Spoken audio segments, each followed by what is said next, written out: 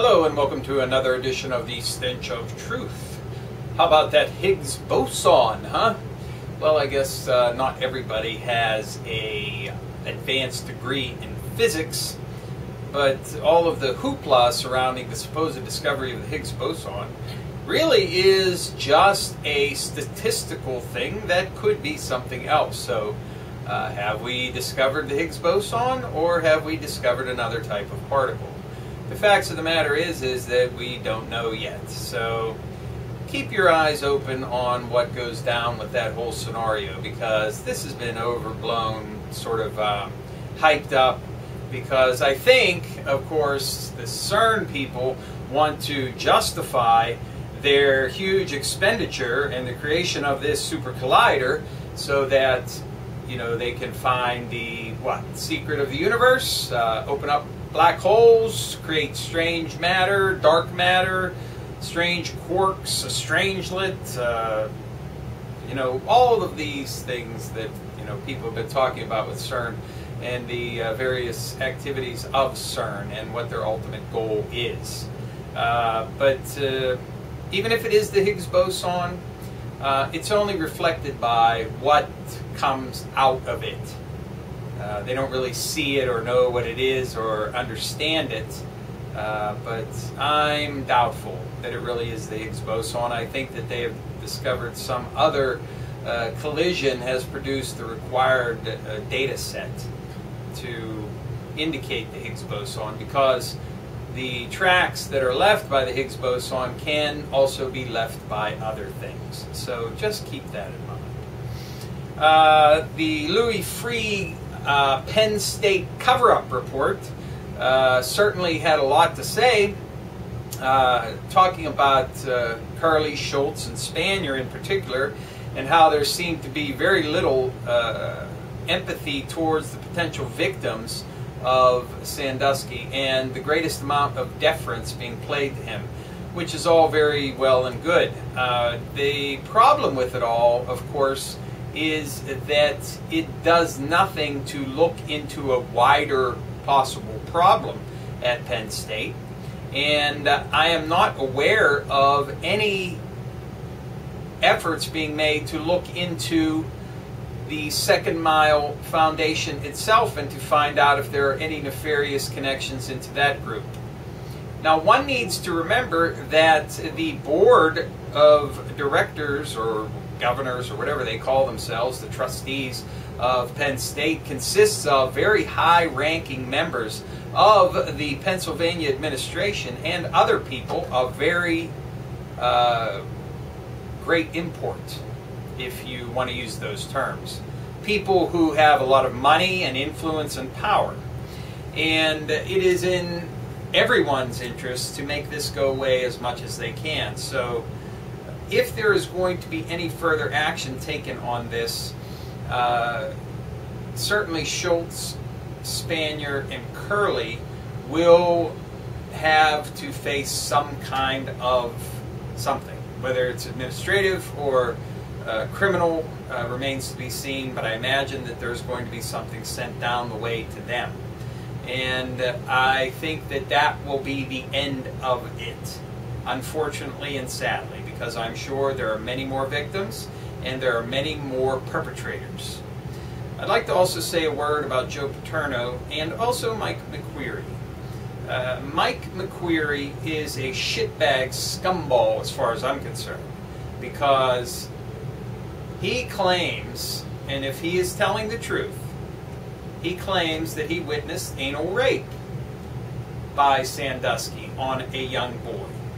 And he did absolutely nothing. He did the barest minimum that is required, and he stayed away from it. He didn't even care enough to follow up. He didn't ask questions. He didn't wonder why nothing was being done. He didn't do a goddamn thing. So, as far as I'm concerned, he is a fucking piece of shit for not stepping in and doing something physically to stop that altercation and make sure that that man went to fucking prison or ended up beaten severely at the very least, at his own hands.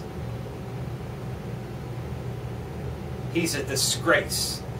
And for all the conspiracy buffs out there, and I'm certainly one of them, one has to wonder at the incredibly manufactured emails that seem to show that Joe Paterno was the one who was kind of trying to get people to lay off looking at Jerry Sandusky and cutting him a break and giving him some slack and not really doing too much to try and look into the allegations against him. Now, did the people at Penn State know that Joe Paterno was going to end up dead one day so that they could then, you know, make an email saying that he talked to them about this and gave that indication back at that time before he was dead? That's a pretty interesting conspiracy. Not completely outside the realm of possibility, but I think the simpler answer in this case is probably the correct one. And that is that Joe Paterno did tell them to go easy on him and pretty much wanted this whole thing to go away, not giving a shit that people were being raped in his fucking locker room by his best buddy. And if this in fact was going on, there's a culture of this throughout, and if in fact all of this happened under these people's watch, you can guarantee that others are engaging in the same type of behavior because they see it happening, they know it happens, and they know no one ever gets held to account for it. Or very rarely. And then it's never rooted out at its core. So that's what I have to say on that issue. Now, I also want to point out that Governor Corbett is very intricately involved in this whole thing, having been, prior to his time as governor here in Pennsylvania, obviously, you know, involved with Penn State, but was also the Attorney General. And he actually had been given information in order to conduct an investigation into these allegations, and he appears to have stalled. And let's not forget Grikar, the guy that disappeared in the, I believe it was the late 1990s, around the year 2000, who completely vanished. The only thing they found was his car abandoned and a laptop computer in a river that had its hard drive removed, which was found some distance away, but had no recoverable data. But he himself, or his body, has never been found. And this is the guy that was previously investigating Sandusky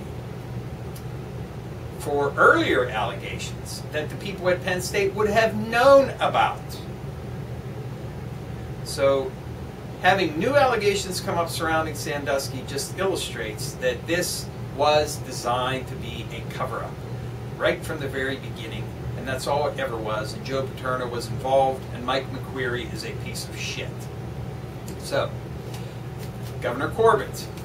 Here's a man who dropped the ball on the investigation, is a piece of shit governor, is heavily involved in trying to shovel as much dirt on top of this entire pedophile scandal at Penn State, while at the same time, this man is very skilled, while at the same time as governor, he is working through the state legislature to try and cut off all financial assistance to people on the lowest possible social rung. They're talking about making people pay back assistance benefits. They're talking about taking people off of any kind of cash aid, even if they are completely destitute. Not only were they wanting to do this, they had planned to implement this, I believe, on July 1st. But here is the little twist to it that should make you all very happy.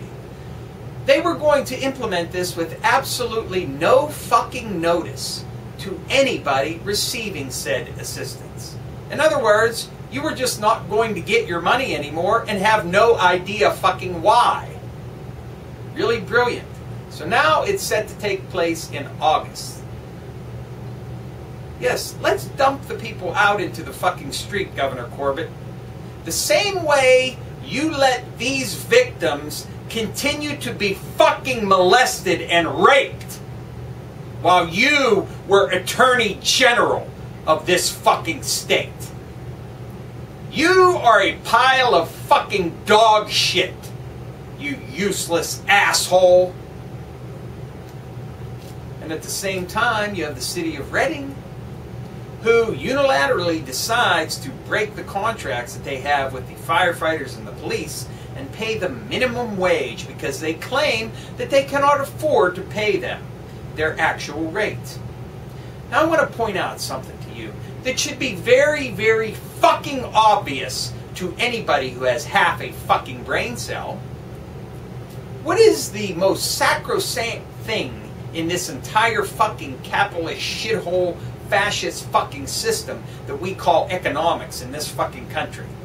And that is the inviolability of the fucking contract. Try to break your motherfucking mortgage contract.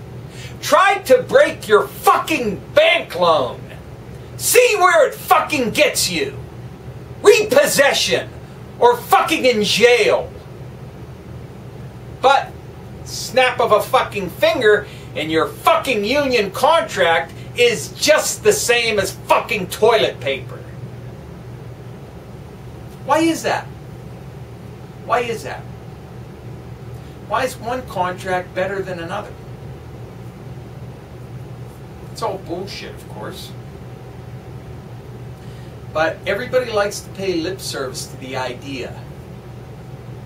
Except when it comes to giving people what they contracted for.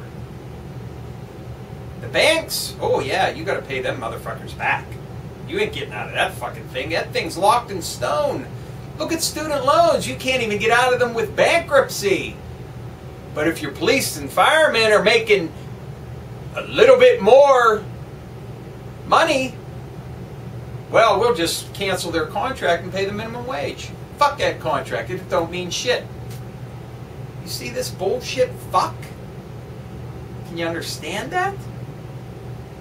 And the U.S. Congress doing the same thing with the SNAP program and other benefits to needy and poor people by cutting aid to food service programs.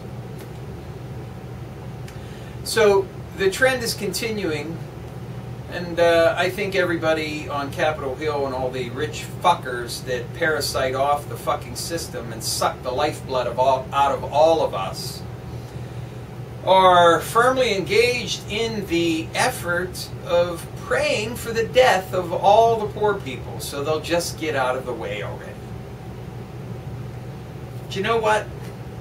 There are a lot of fucking bad and evil things that are going on in this country and in this world. But you know what's always yours? Your own fucking mind. Please, for the sake of anything you hold dear, keep your own fucking mind. Make up your own mind. Don't be drawn into the bullshit and everything else that is going on around you. Don't let the clown show destroy and disrupt everything that you have, that you hold dear and close to you.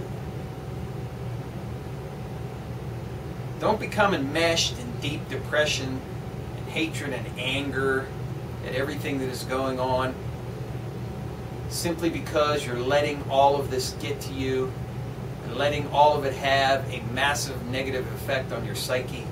It's there. It's real. It needs to be acknowledged.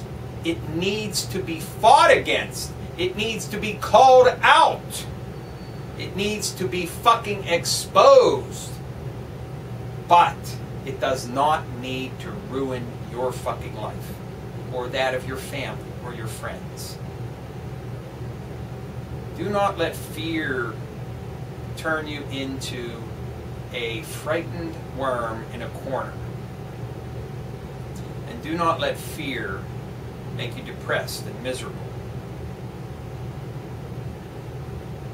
Instead, work on your own development and do things that you can do to help others, even as you combat the evils that we see in society every day.